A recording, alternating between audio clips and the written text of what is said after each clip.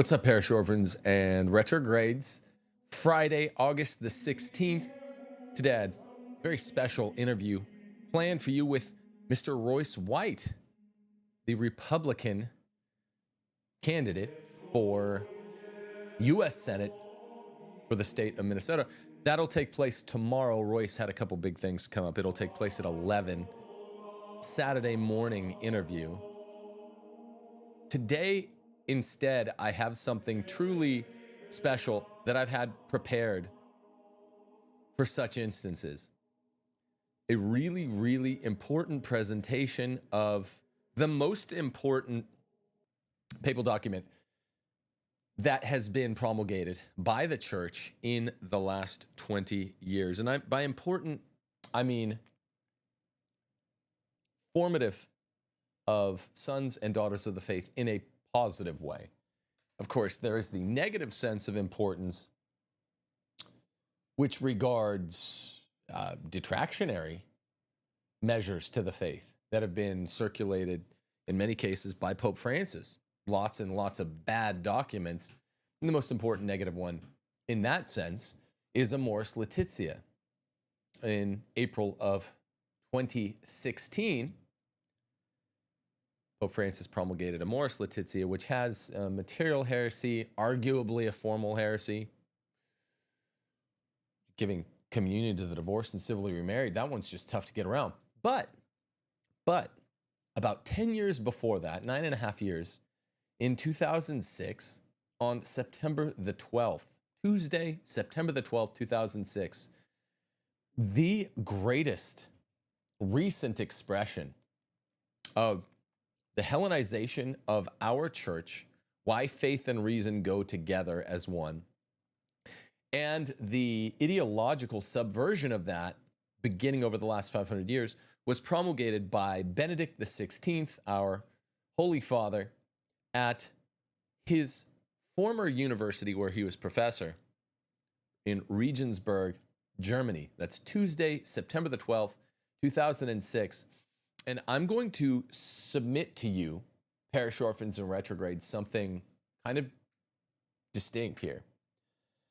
The Regensburg Address, promulgated by Pope Benedict, is the greatest motivational and intellectual prompt for adult Catholics to undertake the study of philosophy. And I don't mean you have to go back to a university to get a philosophy degree.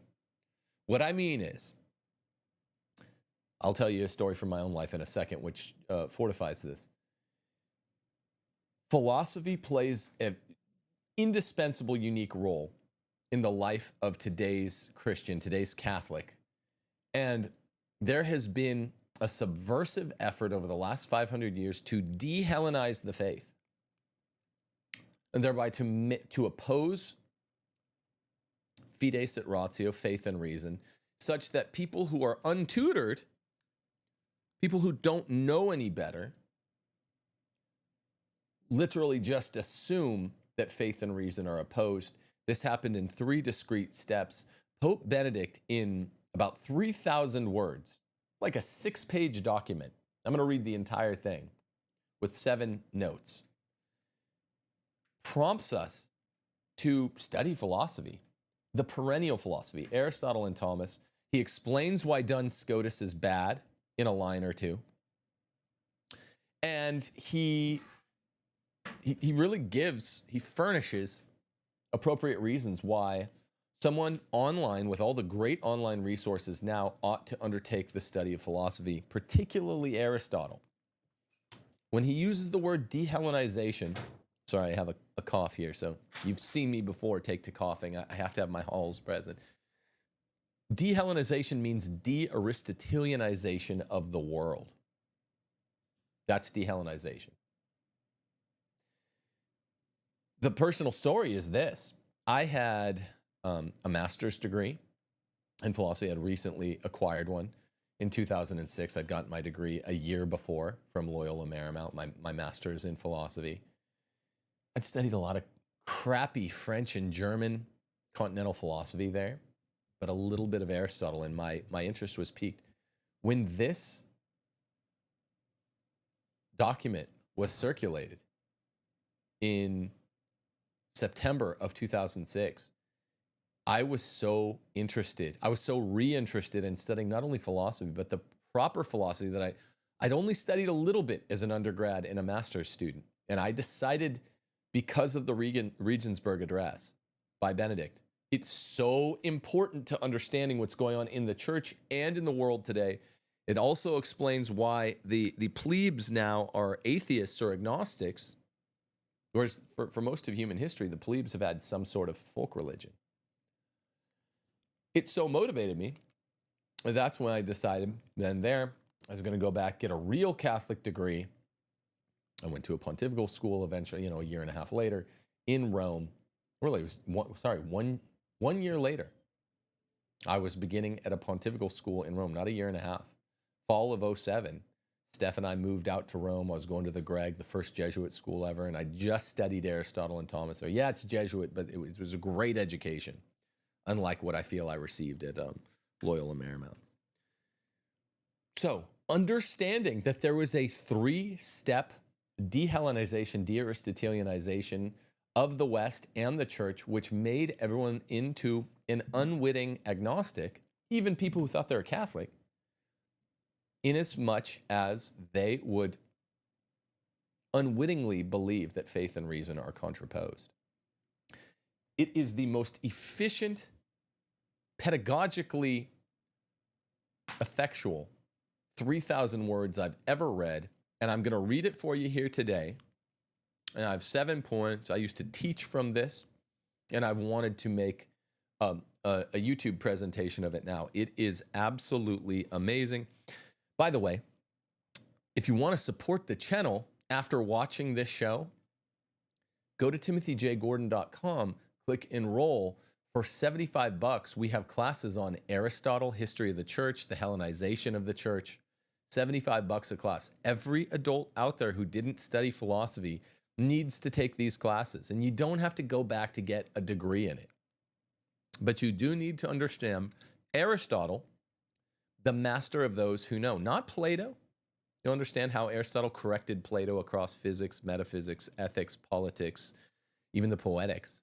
He corrects his master, Plato, and he is the master of men who know.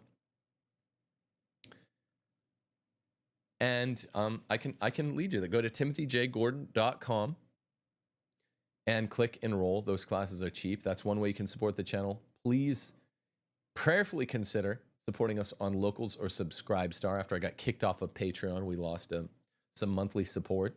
I was willing to do it because I don't compromise on principle. Got kicked off almost 2 years ago. Locals and Subscribestar, where you do that. If you want to donate to my family, we love that.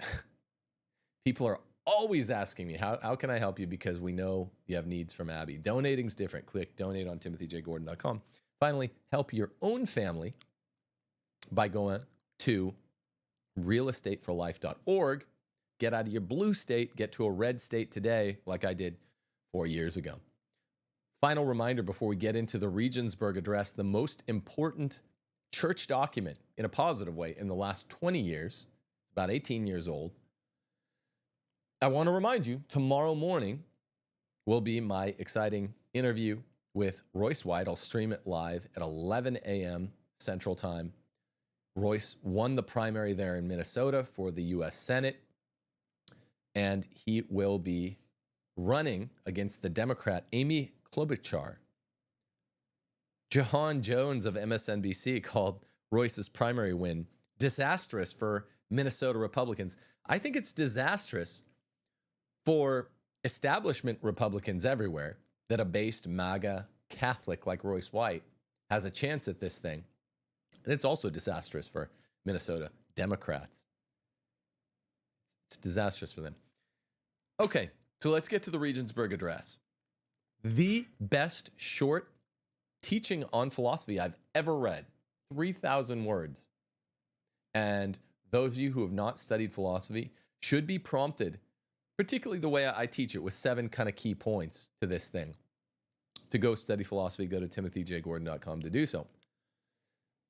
So this address actually has a real name that's not often used. We call it the Regensburg Address. It's actually called Faith, Reason, in the University, which is a much better title. It's called the Regensburg Address colloquially because after Benedict XVI gave this beautiful, pithy, loaded to the gills intellectual statement on faith and reason, far better than Fides et Ratio by his predecessor, JP2, which is like a long document. It doesn't say much. So much better in 3,000 words. Well, the next day, September 13th, Muslims across the Middle East responded to an accidental, unimportant side point of the address that Benedict had given the day before, which stated that for Islam, faith and reason are opposed, which makes it a voluntaristic and violent religion. Now, the whole point of this thing is that by contraposing faith and reason, by de-Aristotelianizing Christianity in the West, Christianity became not a violent voluntaristic religion, but a pacifistic voluntaristic religion. We're not supposed to be a voluntaristic religion at all. Voluntarism means that will and intellect are opposed in God, and therefore reason and faith will be opposed in man. That's what voluntarism is, and it comes from Duns Scotus. It means that will and intellect are opposed in God, and God's will really beats out God's intellect, and therefore faith and reason become contraposed in mankind. If you have the former view, you'll undertake the latter view. And once you believe, like a Protestant or an Enlightenment thinker, that faith and reason are opposed, then nothing will make sense to you, really, in the world. Aristotle's four causes. Nor God will make sense to you if faith and reason are opposed. So we are not a voluntaristic faith, Christianity. Protestants are, like Islam. Protestants are a pacifistic voluntaristic faith. Islam is a warlike voluntaristic faith. But Roman Catholicism is supposed to be absolutely not voluntaristic. Benedict here explains why. So it begins. Your eminences, your magnificences, your excellencies, distinguished ladies and gentlemen. Can you remember having a pope like this? I'm gonna try to go straight through it and then get to my 7 points of pedagogy after. But I will just say, what an honor it was to be at a pontifical school the very next fall. This is fall of 06. I went to a pontifical school in fall of 07. And to attend 3 special pontifical masses, he said, just for the 7 pontifical university students. Oh, it was such an honor to have a pope who talks like this, like an actual servant king. Your eminences, your magnificences, your excellencies, distinguished ladies and gentlemen. It is a moving experience for me to be back in the university, Regensburg, and to be able once again to give a lecture at this podium. I think back to those years when, after a pleasant period at the Freisinger Hochschule, I began teaching at the University of Bonn. That was in 1959, in the days of the old university, made up of ordinary professors, before administrators had really taken over everything. What a time that must have been. The various chairs had neither assistants nor secretaries, but in recompense, there was much direct contact with students, and in particular among the professors themselves. Can you imagine a university like that? We would meet before and after lessons in the rooms of the teaching staff. There was a lively exchange with historians, philosophers, philologists, and naturally between the 2 theological faculties.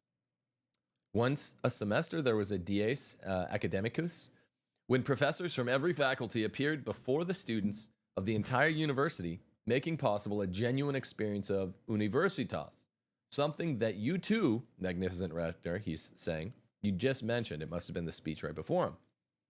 The experience, in other words, of the fact that despite our specializations, which at times make it difficult to communicate with one another, philologist with a philosopher, with a historian, we made up a whole, working in everything on the basis of a single rationality, a logos. The logos is going to come up lots when we really get into it. A logos with its various aspects and sharing responsibility for the right use of reason. In Latin, this is recto ratio.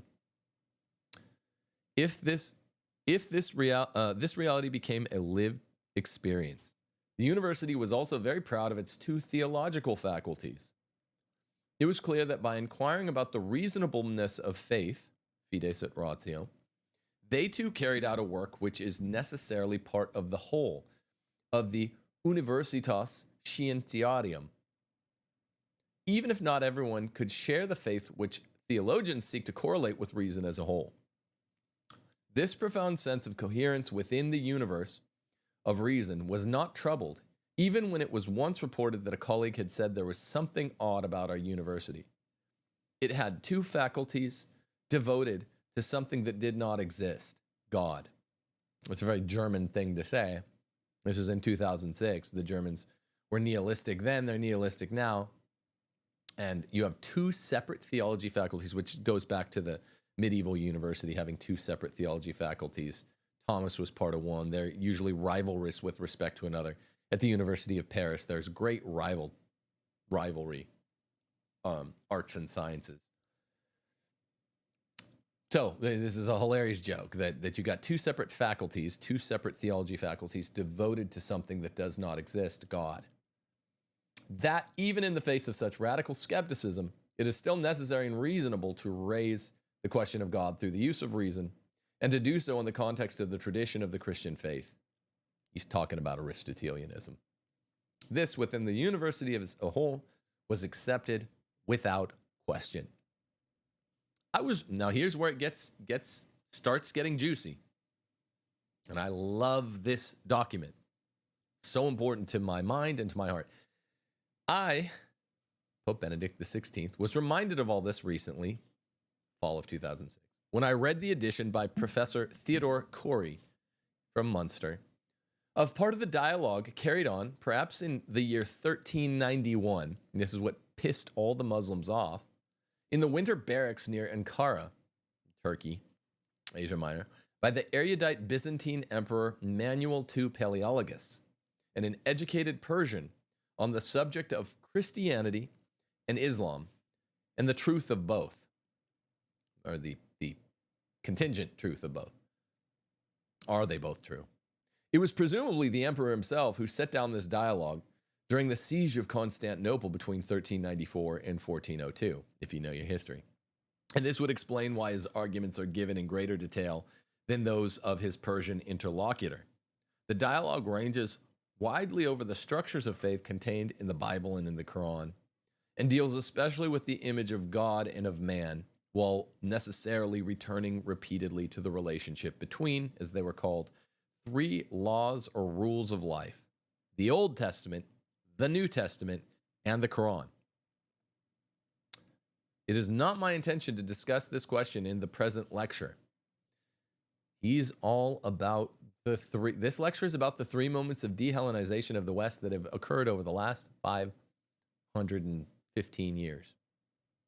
Here I would like to discuss only one point, itself rather marginal to the dialogue as a whole, which in the context of the issue of faith and reason, I found interesting and which can serve as the starting point, the point of departure, for my reflections on this issue. And here's the accidental story that doesn't tie much into Islam or the Quran. It's just sort of a starting point. In the 7th conversation, edited by Professor Corey, the emperor, he's talking about Manuel II Palaeologus, touches on the theme of the Holy War. Holy wars in general. The emperor must have known that Surah 256 reads, quote, talking about the Quran, "There is no compulsion in religion." According to some of the experts, this is probably one of the surahs of the early period when Muhammad was still powerless and under threat. Now, if you follow any of the work of Robert Spencer, he was Catholic, I guess now he's Orthodox, all the work on Islam, he reaffirms time and time again, the Quran they don't have a magisterium, the Muslims, but the Quran is a document that functions on the basis of textual abrogation. Later surahs trump earlier surahs in the Quran if there is tension or contradistinction. So, early Quran, which tends to be peaceable, is before Muhammad and Allah and his uncle Ali had gained a kind of demographic preponderance, usually associated with the flight from Mecca to Medina, the Hijrah. When they show up in Medina, they're rock stars. And then all of a sudden, they're not saying anti-violent things. They're not saying, don't convert the infidel forcibly. They're saying convert the infidel forcibly because now it benefits them to do so. So this was probably one of the surahs of the earlier period when Muhammad was still powerless and under threat. But naturally, the emperor also knew the instructions developed later and recorded in the Quran concerning holy war, without descending to details such as the difference in treatment accorded to those who have the book and the infidels, right, Jews and Christians. He addresses his interlocutor with a startling brusqueness, a brusqueness that we find unacceptable, on the central question about the relationship between religion and violence in general, saying, this is what pissed off the Muslims, even though he calls it a little bit brusque. Paleologus says this, the based Christian emperor, show me just what Muhammad brought that was new, and there you will find things only evil and inhuman, such as his command to spread the word to spread by the sword the faith he preached. That's brusque, says Benedict. He's not endorsing the brusqueness. He's just saying, look, this is what he said. And this really isn't what the text is about. It's about what's happened to Christianity over the last 500 years in three discrete phases: de-Hellenization, de-Aristotelianization. This is just a starting point. And this is what made Muslims all over the world, to prove how unviolent they are, start blowing things up and setting things on fire and burning Benedict in effigy.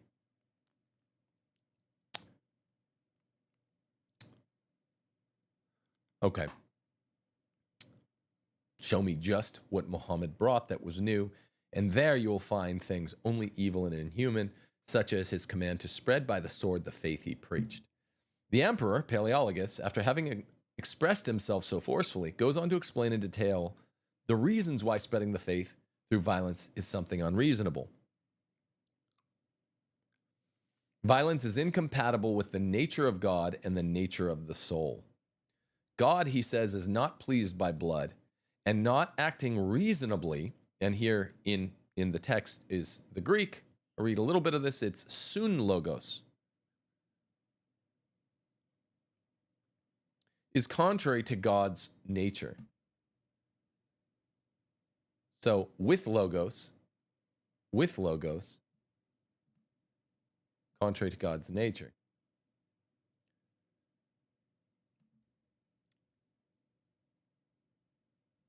All right.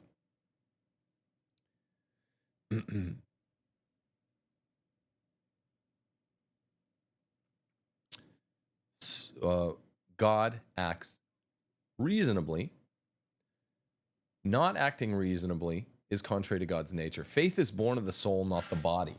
Whoever would lead someone to faith needs the ability to speak well and reason properly without violence and threats. To convince a reasonable soul, Paleologus goes on, one does not need a strong arm or weapons of any kind or any other means of threatening a person with death. End quote from Paleologus. The decisive statement in this argument against violent conversion is this: not to act in accordance with reason is contrary to God's nature. The editor, Theodore Corey, Benedict says, observes this: for the emperor, as a Byzantine shaped by Greek philosophy, really by Aristotle, this statement is self-evident. But for Muslim teaching, God is absolutely transcendent. His will is not bound up with any of our categories of being. These are Aristotelian terms. Even that of rationality, or logos. Here, Corey quotes a work of the noted French Islamist R. Arnaldez, who points out that Ibn Hazm went so far as to state that God is not bound even by his own word, and that nothing would oblige him to reveal the truth to us. So God can lie, and he's not bound by the principle of non-contradiction, according to Ibn Hazm. He can speak falsities. Were it God's will, we would even have to practice idolatry. The most fundamental dictum as a self-expression of the I am is idolatry. It's the contradiction of the fundamental expression of Godhood and what he expects of us as creatures relating to their creator. So idolatry is command number one because it's fundamental in God's self-expression of himself to us. So for Islam, for its scholars to say God could even command idolatry, that is how little he is bound up in our categories, which are downstream of the category of logos or the category of substance. He could even fundamentally contradict that name God gives to himself. I am who am. At this point, as far as understanding of God and thus the concrete practice of religion is concerned, we are faced with an unavoidable dilemma. Is the conviction that acting unreasonably contradicts God's nature merely a Greek idea that was somehow like onboarded by Christianity? Or is it always an intrinsically true? This is a very important question. Not so much whether you're concerned about Islamic violence or whatever, or the Middle East or stuff, things like that. But it's more important when we onboard it as a self-expression of God's fundamental reasonableness. Reason works together with faith. Logos is something that is shared between God and man. I believe, Benedict says, that here we can see the profound harmony between what is Greek in the best sense of the word and the biblical understanding of faith in God. Fides on the latter hand and ratio on the former hand. Modifying the first verse of the book of Genesis, the first verse of the first book of the whole Bible, John began the prologue of his gospel with the words, "In the beginning was the Logos." This is the very word used by the emperor. God acts sun logos, with logos. Logos means both reason and word, a reason which is creative and capable of self-communication precisely as reason. John thus spoke the final word on the biblical concept of God. And in this word, all the often toilsome and tortuous threads of biblical faith find their culmination in synthesis. In the beginning was the Logos, and the Logos is God, says the evangelist. The encounter between the biblical message and Greek thought did not happen by chance. This is the Holy Spirit that chose historically arguably Aristotle to walk the earth 3.5 centuries before Christ, so that Greek categories of knowing, the Athenian Enlightenment of Aristotle, would inform evangelists like John, not so much Matthew, Mark, or Luke, but John was Hellenized, he was Aristotelianized, and so was Paul, who wrote the rest of the Old Testament, who knew Greek philosophy, knew Aristotle's philosophy. John thus spoke the final word on the biblical concept of God, and in this word, all the often toilsome and tortuous threads of biblical faith find their culmination in synthesis. In the beginning was the Logos is God, says the evangelist. The encounter between the biblical message and Greek thought did not happen by chance. This is the Holy Spirit that gave us Aristotle before Jesus walked the earth. It's a strong statement. It's a strong endorsement by Benedict. And he's not even close to being one of our most Aristo-Thomist popes. The vision of St. Paul, who saw the roads to Asia barred and in a dream saw a Macedonian man plead with him, "Come over to Macedonia and help us." Here's what Benedict says about that. Remember, Aristotle was a Macedonian Greek. This vision can be interpreted as a distillation of the intrinsic necessity of a rapprochement between biblical faith and Greek inquiry. That's Benedict himself teaching at the Regensburg Address. So a Macedonian man pled with him, come over to Macedonia and help us. He's saying that to St. Paul. We need Macedonians like Aristotle to help us. An intrinsic necessity that Christianity has for Aristotelianism. I was just talking about this with my brother-in-law the other night. A lot of people don't know it. A lot of Christians don't know it. A lot of Catholics don't know. There's an intrinsic, not an extrinsic, but an intrinsic necessity of a rapprochement in kind of ideological nexus, a mutual rubbing off of biblical faith and Greek inquiry. And when we say Greek inquiry, we're talking about Aristotle. In point of fact, this rapprochement had been going on for some time. The mysterious, and this is very interesting because we're going back to the Old Testament here. We're not just talking about the New Testament, which is being written a little bit after Aristotle, but the Old Testament. The mysterious name of God revealed from the burning bush, a name which separates this God from all the other divinities with their many names and simply asserts being, I am, or I am who am, already presents a challenge to the notion of myth. The Greek myth that really historians of thought say Plato and Aristotle killed. Remember, Aristotle said, there are not these Greek gods. Sorry, there must be one God. Aristotle's the smartest man who ever lived. He says Zeus and Poseidon and Hades and Hera. This is literature.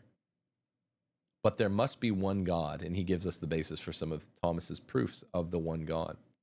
And Aristotle was not a Jew. That was the only monotheism extant at his time. He gives us categories for one God. The mysterious name of God revealed from the burning bush, a name which separates this God from all the other divinities with their many names and simply asserts I am, already presents a challenge to the notion of myth to which Socrates' attempt to vanquish and transcend myth stands in close analogy. Socrates was the teacher of Plato. Plato's the teacher of Aristotle. So it's kind of like Socrates is like the grandfather in respect to Aristotle. Aristotle's the greatest of the three. Within the Old Testament, the process which started at the burning bush came to a new maturity at the time of the exile, when the God of Israel, and Israel now deprived of its land and worship, was proclaimed as the God of heaven and earth and described in a simple formula which echoes the words uttered at the burning bush, I am. This new understanding of God is accompanied by a kind of enlightenment, which finds stark expression in the mockery of gods who are merely the work of human hands. Thus, despite the bitter conflict with those Hellenistic rulers who sought to accommodate it forcibly to the customs and idolatrous cult of the Greeks, biblical faith in the Hellenistic period encountered the best of Greek thought at a deep level, resulting in a mutual enrichment evident especially in the later wisdom literature. Think of the Septuagint. Today we know that the Greek translation of the Old Testament produced at Alexandria, the Septuagint, is more than a simple, and in that sense really less than satisfactory, translation of the Hebrew text. It is an independent textual witness and a distinct and important step in the history of revelation, one which has brought about this encounter in a way that was decisive for the birth and spread of Christianity. What Benedict is saying here is that the Old Testament is all written in Hebrew, aside from this one section, the Septuagint, which is written in Greek. The New Testament is all written in Greek, aside from Gospel of Matthew, which is written in Hebrew. But the Septuagint is that section of the Greek that has Greek modes of thought, Aristotelian modes of thought, imbued into the interpretation, into the translation. So he's saying it's really, it's more than a simple translation of the Hebrew text. It's a kind of commentary in the form of translation. It's a transliteration, in other words.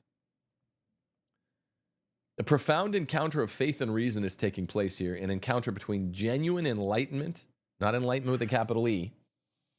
That's part of the problem. It's part of the de-Hellenization of the West. But enlightenment coming from Aristotle and religion.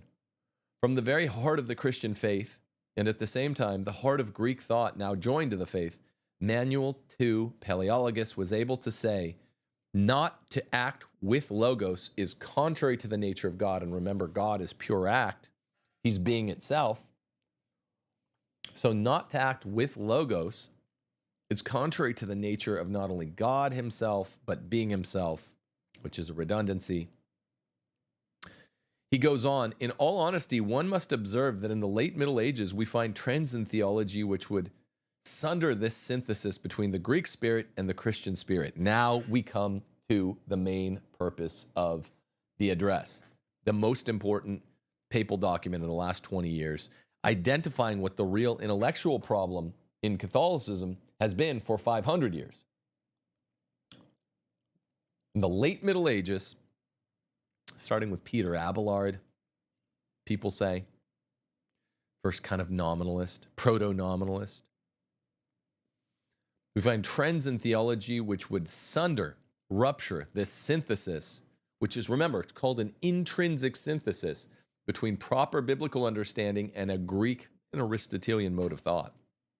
Sunder this synthesis between Greek spirit, Aristotelian spirit, and Christian spirit.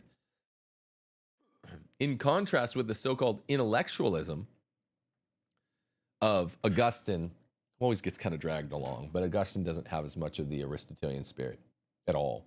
And Thomas, there arose with Duns Scotus a voluntarism, which in its later developments led to the claim that we can only know God's voluntas ordinata.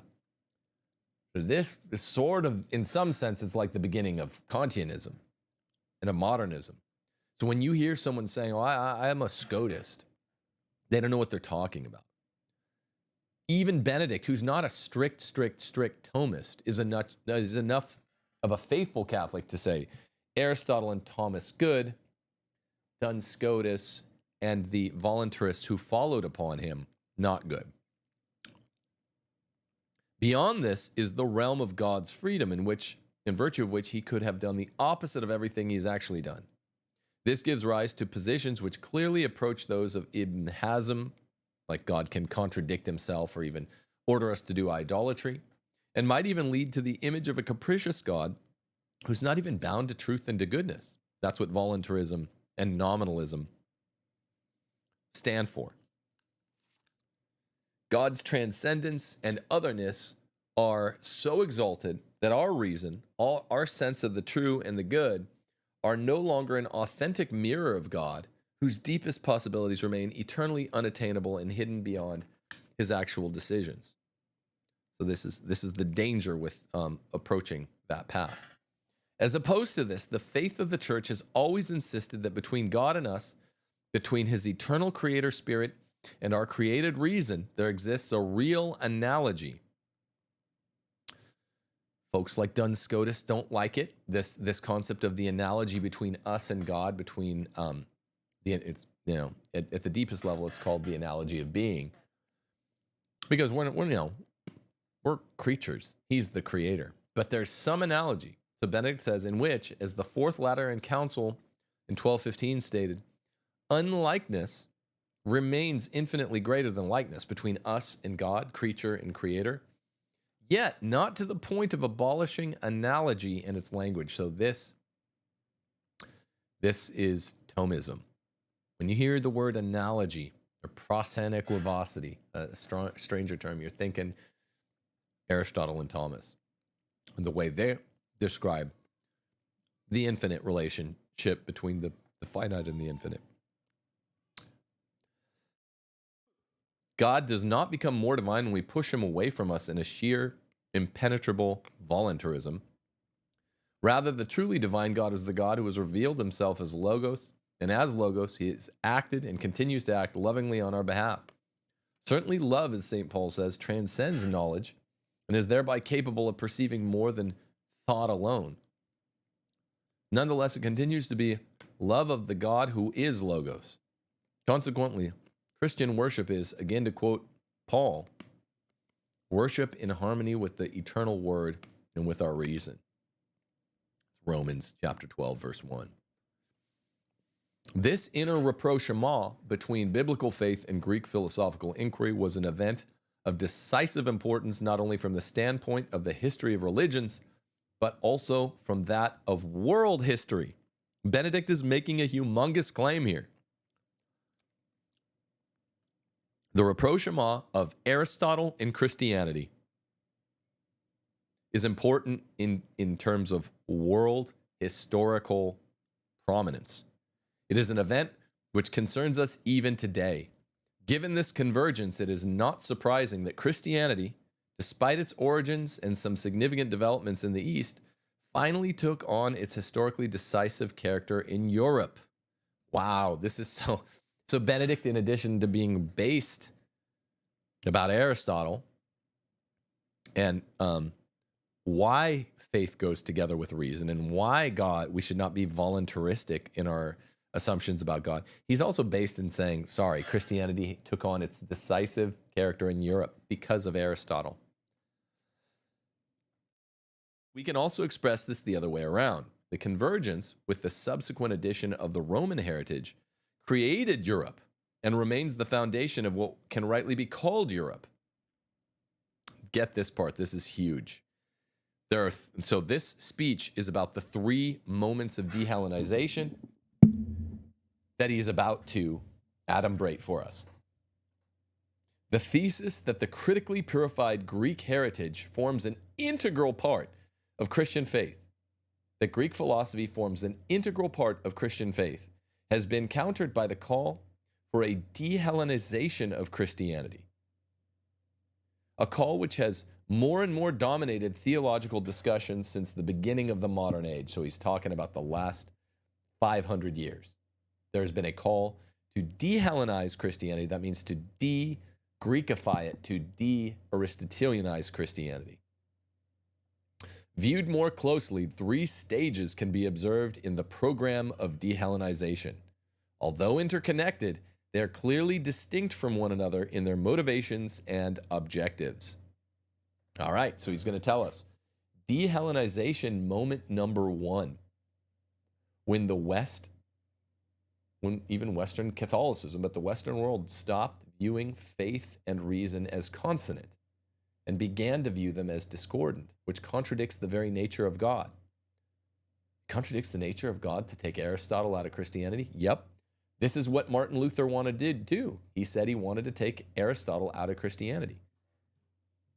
Here's Benedict. De-Hellenization first emerges in connection with the postulates of the Reformation in the 16th century. So moment number 1 of de-Aristotelianizing Christianity was Martin Luther and the Reformation.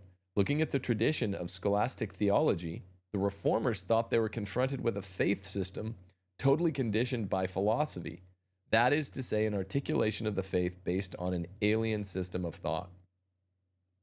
As a result, faith no longer appeared as a living historical word, but as one element of an overarching philosophical system.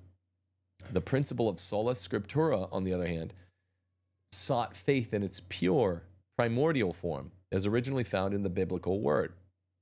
Metaphysics appeared as a premise derived from another source, from which faith had to be liberated in order to become once more fully itself.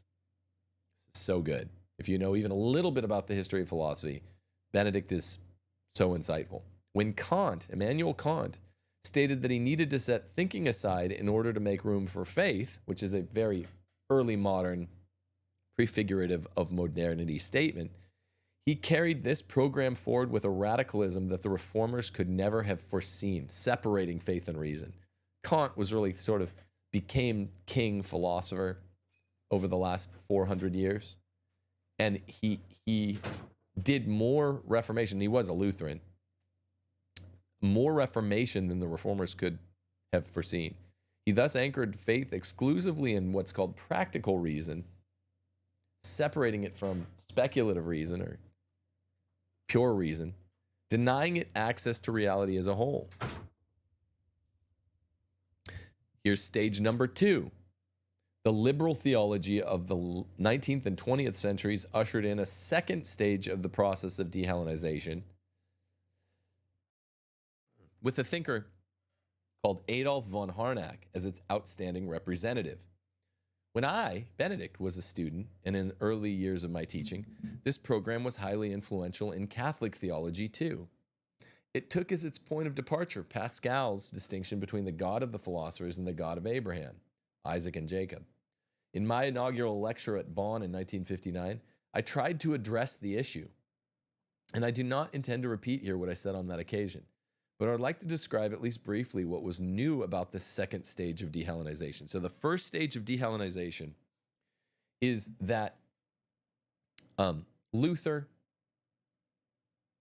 and his followers, Calvin, Zwingli, Melanchthon, they want to set up the Bible as pure, as like set, carved in stone, like a golden city upon a hill, that's not touched by anything human, even though it's authored by human pens through the process of Zitz im Leben. It's divinely inspired.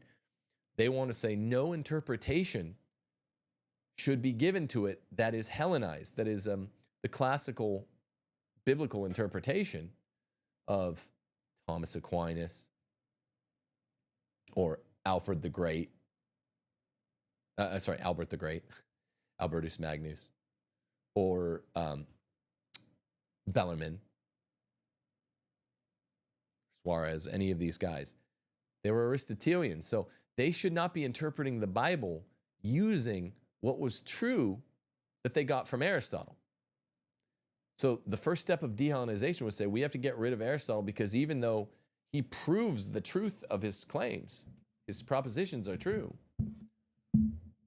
it's a different kind of truth. Philosophical truth from Aristotle, even though it's been justified again and again and again, is a different kind of truth. And Thomas Aquinas says truth doesn't contradict truth. Aristotelianism does not contradict the supernatural truths of the Bible.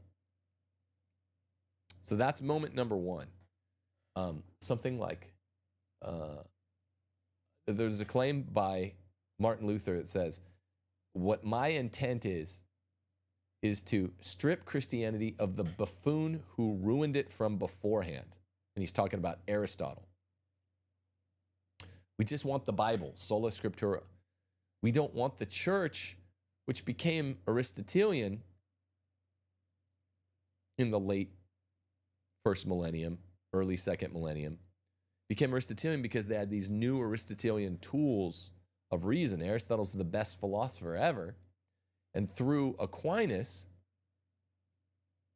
the best commentator on Aristotle ever, the Bible got interpreted, not really in new ways, but in profounder ways, analogical ways. We suddenly had analogical ways of understanding our rapport with the Creator. We creatures with the Creator.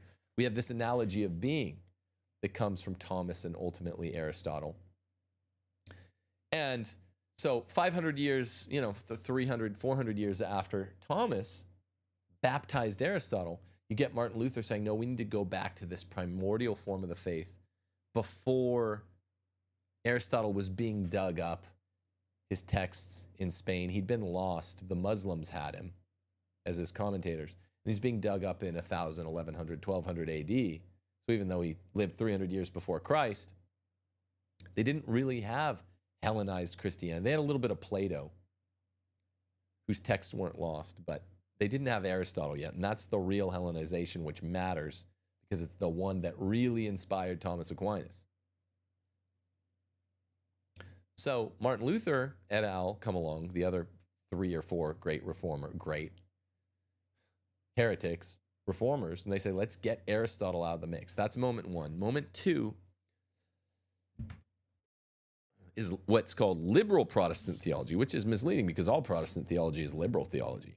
He's talking about 19th and 20th century philosophies out of Tübingen, Germany, specifically, associated with Adolf von Harnack.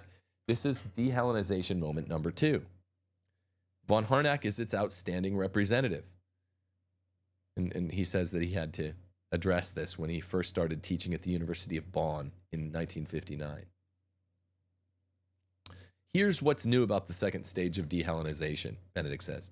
Harnack's central idea was to return simply to the man Jesus and to his simple message underneath the accretions of theology and indeed of Hellenization. This simple message was seen as the culmination of the religious development of humanity. Jesus was said to have put an end to worship in favor of morality. See this? So, more liberal Protestants won't even focus just on Scripture or on Jesus. They will focus on Jesus's manners. It becomes less within liberal Protestant theology of the 19th and 20th century about worshiping Jesus, really what we are created for, and more about copying Jesus's nice manners. This is the second wave of de-Hellenization. And once again, you have to put Aristotle aside because you have to put aside the mode of analogy between the creature, which is us, and the creator. So it's always an ontological question. The simple message was seen as the culmination of the religious development of humanity. Jesus was said to have put an end to worship in favor of morality. In the end, he was presented as the father of a humanitarian moral message, Jesus was, by Harnack. Fundamentally, Harnack's goal was to bring Christianity back into harmony with modern reason. He means with Kant. Liberating it, that is to say, from the seemingly philosophical and theological elements, such as faith in Christ's divinity and in the triune nature of God. So this is just an extension of Protestantism. This is what's called liberal Protestantism. Protestant Reformation was moment one. Go a little bit deeper down that path of voluntarism, where you don't have the categories, you don't have the intellectual, the 10 categories of being. Now you're just more Protestant, and you're Adolf von Harnack saying, don't worship Jesus because he's the Son of God or part of a Trinity.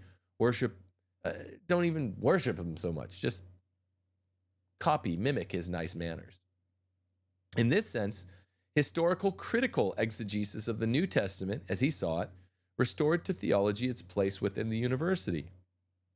Theology, for Harnack, is something essentially historical and therefore strictly scientific. And this is why when you go to Europe, if you study at a Catholic school in a theology department, oftentimes it'll be a bunch of atheists. They're like, well, this is the historical critical approach to theology. It's a study of man studying what he calls God. What it is able to say critically about Jesus is, so to speak, an expression of practical reason, and consequently it can take its rightful place within the university. So there's, from this perspective, modernist perspective, no longer any tension between having theology, two separate faculties of theology at each European university. Behind this thinking lies the modern self-limitation of reason, classically expressed in Kant's critiques. The most important one is the second one, the critique of pure reason. There's also the critique of practical reason and the critique of judgment. And this is the beginning of the end of real Christianity, Kantianism. So you really can't know about the important stuff, the noumenal. You can only know the phenomenal because of these three critiques. Came to dominate philosophy departments everywhere. Kant's a German. All these bad ideas are German. And it's philosophically more Protestant than the Protestant reformers were. Kant, who's writing late 1700s. And then it goes even further with, 150 years later with thinkers like Adolf von Harnack who say, just worship Jesus' manners. Don't even worship him as the Son of God. In the meantime, it further was radicalized by the impact of the natural sciences. This modern concept of reason is based, to put it briefly, on a synthesis between Platonism in the sense of Cartesianism. There's too much overlap there. And empiricism, a synthesis confirmed by the success of technology. By empiricism, we're talking about thinkers like David Hume. We're talking about thinkers even like Locke, Francis Bacon. The ones that say, really, all you can know is what you can measure. Scientism. This synthesis is confirmed by the success of technology, Benedict says. On the one hand, it presupposes the mathematical structure of matter, its intrinsic rationality, which makes it possible to understand how matter works and to use it efficiently. This basic premise is, so to speak, the Platonic element in the modern understanding of nature. This is, again, why those of you who think Plato and Aristotle go together like a wink and a nod, you've been hoodwinked a bit. It's really Aristotle that understands ontology, the makeup of form and matter of the universe, not Plato. Plato posits the duality between form and matter, but he does not understand the causality between them. And there's a lot in modernity that is actually Platonic. We wouldn't have a problem if there was much in modernity that was still Aristotelian. When they wanted these de-Hellenizers of Christianity, when they wanted to de-Hellenize Christianity, they wanted to get Aristotle out. They didn't care if there's Platonism in it. If you take my class on timothyjgordon.com, you'll understand why. On the other hand, says Benedict, there is nature's capacity to be exploited for our purposes. And here, only the possibility of verification or falsification through experimentation can yield decisive certainty. The weight between the two poles can, depending on the circumstances, shift from one side to the other. As strongly positivistic a thinker as J. Monod has declared himself a convinced Platonist Cartesian.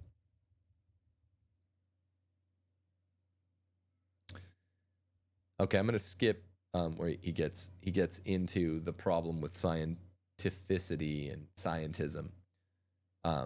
It gets really specific, and it's more like for philosophy students. He says, I'll return to this problem later in the next paragraph after it. In the meantime, it must be observed that from this standpoint, any attempt to maintain theology's claim to be scientific would end up reducing Christianity to a mere fragment of its former self, which is what the de-Hellenizers wanted to do, make theology scientific. We must say more. If science as a whole is this and this alone, then it is man himself who ends up being reduced for the specifically human questions about our origin and destiny, the questions raised by religion and ethics, that have no place within the purview of collective reason as defined by science, so understood, and must thus be relegated to the realm of the subjective. This is beautiful expression of why scientism is ultimately not objective at all. It's utterly subjective.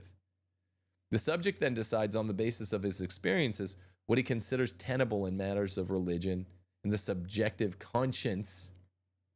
Relativism, the great danger in the world, according to Benedict, becomes the sole arbiter of what is ethical. In this way, though, ethics and religion lose their power to create a community because they're not objective, they're not therefore binding, and become a completely personal matter. This is a dangerous state of affairs for humanity. He's not doing his normal thing, attacking relativism here, but he's just showing where it came from in this three-step process of de-Hellenization. And we see it from the disturbing pathologies of religion and reason, which necessarily erupt when reason is so reduced that questions of religion and ethics no longer concern it.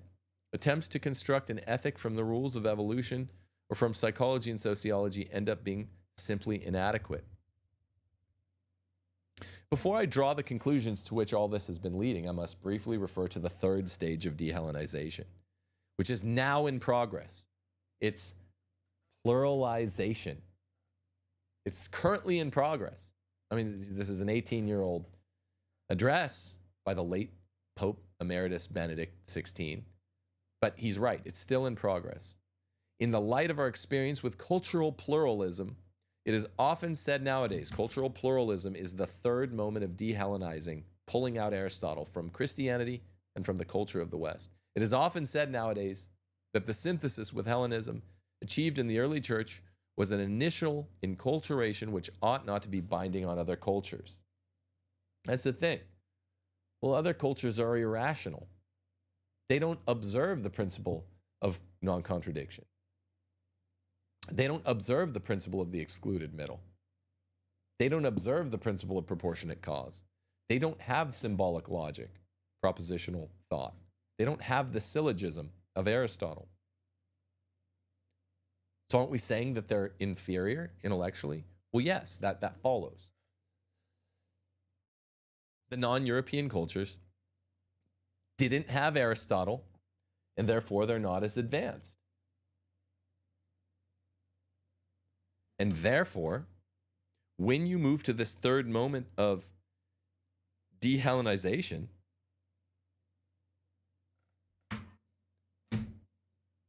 when you say, well, cultural pluralism matters, you say, well, you have to get Aristotle out, because if a culture takes Aristotle very seriously, as early Europe, early church Europe did, then they will be superior to everyone else. And we can't have one culture being clearly, obviously superior to others intellectually on the basis of their Aristotelianism, so pull Aristotle out. That's what he's saying. The latter are said to have the right to return to the simple message of the New Testament prior to that of the Aristotelian enculturation, in order to enculturate it anew in their own particular milieu. When you bring the gospel to South America and Africa, bring the simple gospel. These de-Hellenizers say, don't bring the complex Catholic magisterium, which is so Aristotelian in its understanding of the categories of being. This thesis, Benedict says, is not simply false, but it is coarse and lacking in precision. The new maturity of the New Testament was written in Greek and bears the imprint of the Greek spirit by being written in that language, which had already come to maturity as the Old Testament developed. True, there are elements in the evolution of the early church which do not have to be integrated into all cultures.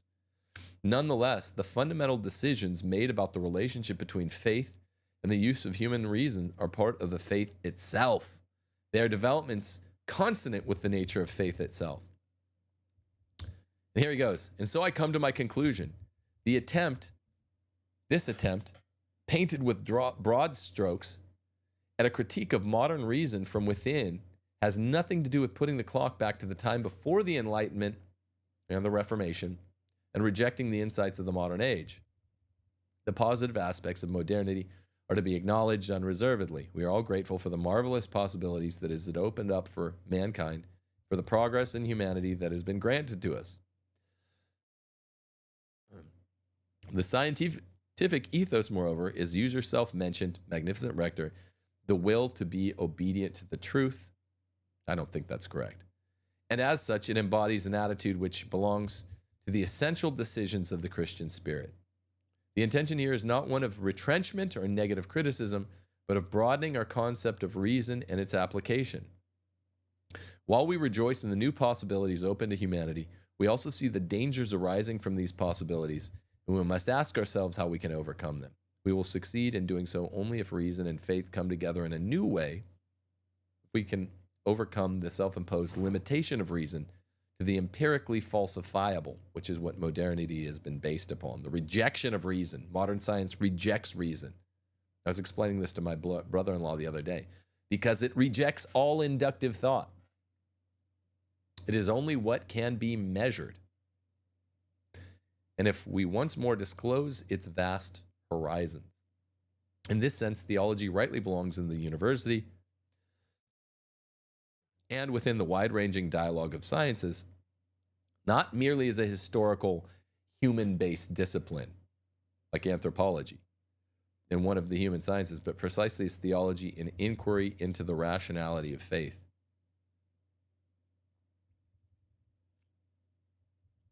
Okay. Only thus do we become capable of that genuine dialogue of cultures and religions so urgently needed today. And he's not talking about pluralism. He mocks pluralism. In the Western world, it is widely held that only positivistic reason and the forms of philosophy based on it are universally valid. Yet the world's profoundly religious cultures see this exclusion of the divine from the universality of reason as an attack on their most profound convictions.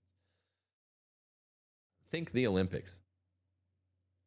You can't mention Jesus, the way, the truth, and the life. Think the modern secular university. You can't have a crucifix up. Even in Jesuit universities, all 22 of the universities took their crucifixes down.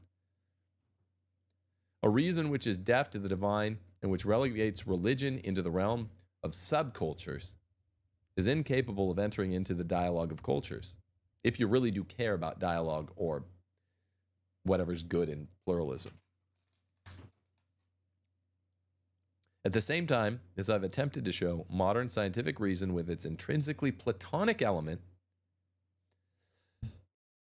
See, this is the evidence for what I'm saying. He's really saying de-Hellenization is the stripping of Aristotle, not Plato so much. Bears within itself a question which points beyond itself and beyond the possibilities of its methodology. What do I mean here? What does Benedict mean here? That if you say, hey, I measured this 7.4 Richter scale earthquake, is that large or small? To even say whether it's large or small, you have to use the speculative reason. You have to say, well, that's bigger than a 5.4 Richter scale earthquake by 2. What does bigger really mean? Now you're appealing to the categories of being, relationality. You're using your reason, speculative reason. You're not just using practical reason any longer.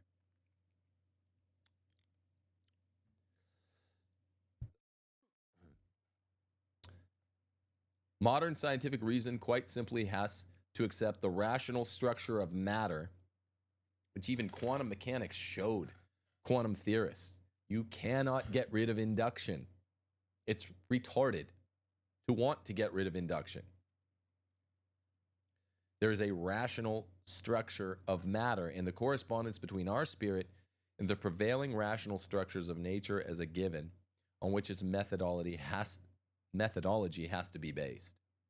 Yet the question why this has to be so is a real question, and one which has to be remanded by the natural sciences to other modes and planes of thought, smarter ones.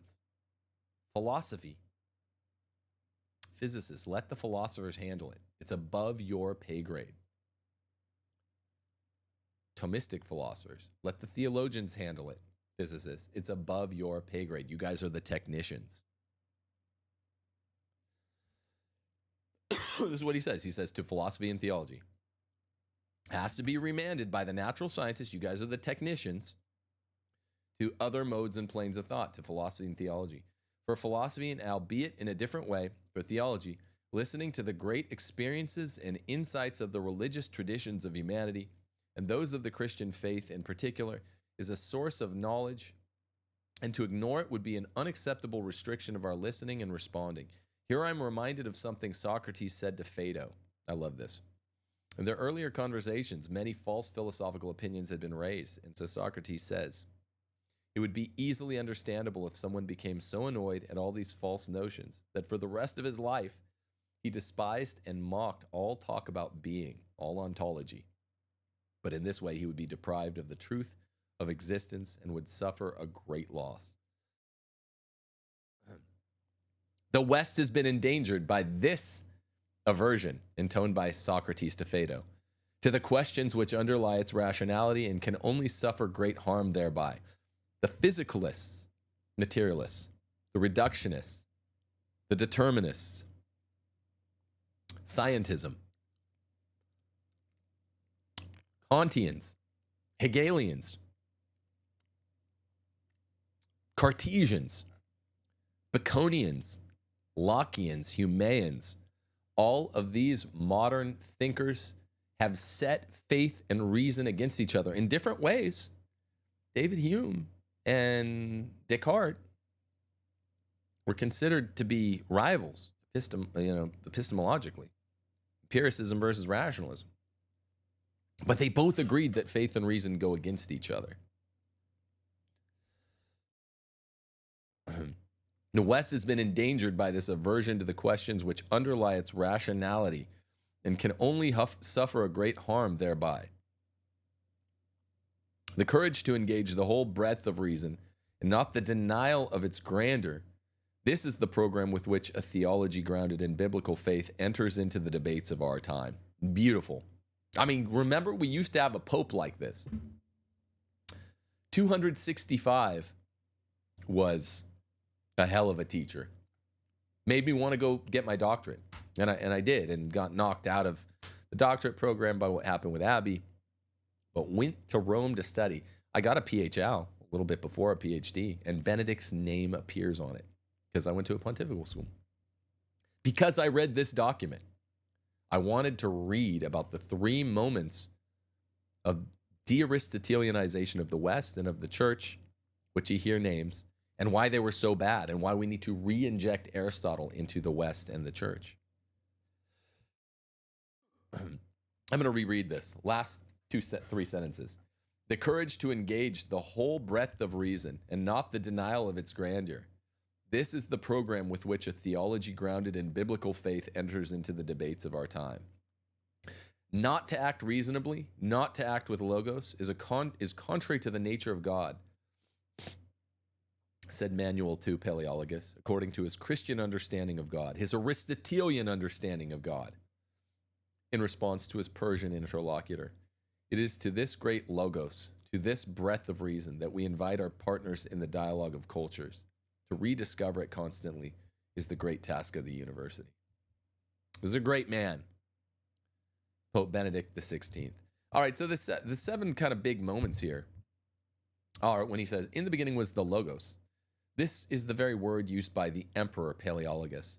God acts sun logos, with logos. Logos means both reason and word, a reason which is creative and capable of self-communication precisely as reason. So what you have to understand, you're not going to hear this on Catholic Answers as they rebut Protestants, is that the Protestant Reformation, as moment 1 of de-Aristotelianization of Christianity, was a pulling out of reason from faith. They rejected the premise, the Christian premise, that faith is reasonable. And because they did so, they took the most reasonable philosopher ever, Aristotle, and said any aspect of Catholic teaching which are Hellenized, Aristotelianized, need to be done away with, made simple. We need an unreasonable faith. So you'd think it's the enemies of Christianity that say, well, for Christians, faith and reason are opposed. No, it's the Protestants. For Catholics, never. Science and philosophy are servants of theology. Science subserves philosophy, which subserves theology. But in moment 1, the Hellenization of the faith, it was Christians themselves who said, we need to make our faith unreasonable, literally. You don't hear that from Catholic Answers. That's what a Protestant is. Moment 2 that was big in the Regensburg Address, he says this vision can be interpreted as a distillation of the intrinsic necessity of a rapprochement between biblical faith and Greek inquiry. That's amazing. He's talking about a vision in the Bible itself, and he says this is a distillation of the intrinsic, fundamental necessity of a rapprochement, an overlap between biblical faith and, let's be honest, not just Greek inquiry, Aristotle. My Aristotle professor at the PhD program I wound up in would often say Aristotle was given by the Holy Spirit a little bit of time, 3 centuries before Jesus walked the earth. You can't just have scripture alone. You need a reasonable interpretation of it, a Greek interpretation of it, an Aristotelian interpretation of it. So that's moment 2, the vision being interpreted as a distillation of the intrinsic necessity of the rapprochement between biblical faith and Greek inquiry. Based. Third great moment in Regensburg Address, he says, thus, despite the bitter conflict with those Hellenistic rulers who sought to accommodate it forcibly to the customs and idolatrous cults of the Greeks, who worshipped Zeus and Hera, before Aristotle, who said, that's all bunk. There's one God. Biblical faith in the Hellenistic period encountered the best of Greek thought, Aristotle, at a deep level. The best of Greek thought is Aristotle, resulting in a mutual enrichment evident especially in the later wisdom literature. Today we know that the Greek translation of the Old Testament produced at Alexandria, called the Septuagint. Alexandria had the great libraries, is more than a simple and in that sense really less than satisfactory translation of the Hebrew text. It's not a translation, it's what we call a transliteration. Translation with commentary together. We need Aristotle to survive in the West. We need the 10 categories of being. We need the 4 causes. We need to understand how the formal cause underlies the material cause, how form and matter interact. Plato can't get that. We need to understand pros-hen equivocity. How does a cow belong to 2 genuses at once? Bovine and 4-legged creature. Plato doesn't even know. He can't say. How is a cow predicated of multiple categories? Analogically, via pros and equivocity. You can't do without Aristotle. He's the master of those who know. Moment 4 that was great in this. Manual 2 Paleologus was able to say, not to act with logos is contrary to God's nature. Therefore, to say faith and reason don't go together is contrary to theology. It's anti-Christic. Why? Christ is the logos. Christ is the reason man. God man. God does not violate the principle of non-contradiction. Moment 5, that's great in this. In all honesty, Benedict writes, one must observe that in the late Middle Ages, we find trends in theology which would sunder this synthesis between the Greek spirit and the Christian spirit. In contrast with the so-called intellectualism of Augustine and Aquinas, people are always throwing in Augustine with Aquinas and Plato with Aristotle. It's an irritation. We're talking Thomas and Aristotle, all you need to know. There arose with Duns Scotus a voluntarism which in its later developments led to the claim that we can only know of God's voluntas ordinata. Complex philosophy here, but Duns Scotus was a voluntarist, a univocist. He didn't believe in analogy, and he didn't understand the intellectualism of the faith. And the intellectualism that is God. God's will follows his intellect, so to speak. It's annoying on Twitter when you just see people say, I'm not a Thomist, I'm a Scotus. They don't even know what they're saying. It was the beginning of the end, the beginning of Protestantism. In Occam on one hand and Scotus on the other, and Peter Abelard. It's bad stuff.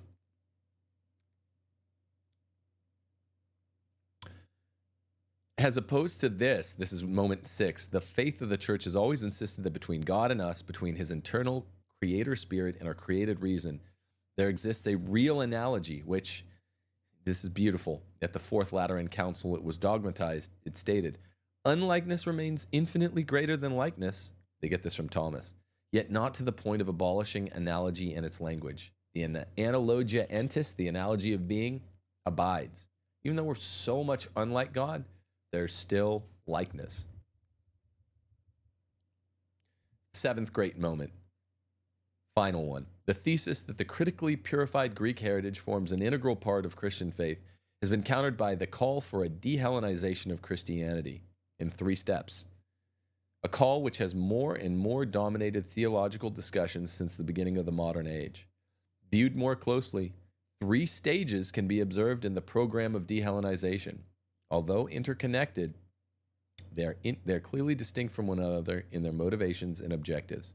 Step 1, pull Aristotle out of Christianity by Martin Luther and the Reformers. Why? Because we need sola scriptura. We don't need the Aristotelian papal interpretation of the scriptures. We don't need the church to tell us that using these they're not new. They're before Jesus was here, the categories of Aristotle. Step 2, liberal Protestant theology, or just more Protestant theology in the 18th and 19th century out of Tübingen, like Adolf von Harnack. So first it was just the Bible, no Aristotle. Then it was just Jesus's manners, not Jesus's divinity. Even that's too Aristotelian. That comes Adolf von Harnack. And then moment of de-Hellenization number 3, get rid of Aristotle because for a third reason. In the postmodern era, our era, it's ongoing. Because if a culture is Hellenized, if they've studied and taken seriously the claims of Aristotle, the master of those who know, the most important figure in Western civilization besides the God-man Jesus himself, then they will be superior to other cultures. And the cultural pluralists promulgate the prevarication that all cultures are equal. So you have to say pull Aristotle out because cultures who study him will be superior to others. Plain and simple. That is the most profitable short text I've ever read. I submit it to you, parish orphans and retrogrades, because it's so profitable. I know it took me a while to get through, but if it should prompt you to want to study Aristotle, you can do so on timothyjgordon.com. Click enroll in that class. Tomorrow I'll have the Royce White interview at 11 a.m. A great Catholic who's running for the Senate of the U.S. against incumbent Democrat Amy Klobuchar. Everybody pray for Royce. Watch that interview tomorrow. God bless you all. And Deus Volt, Parish Orphans, and Retrogrades.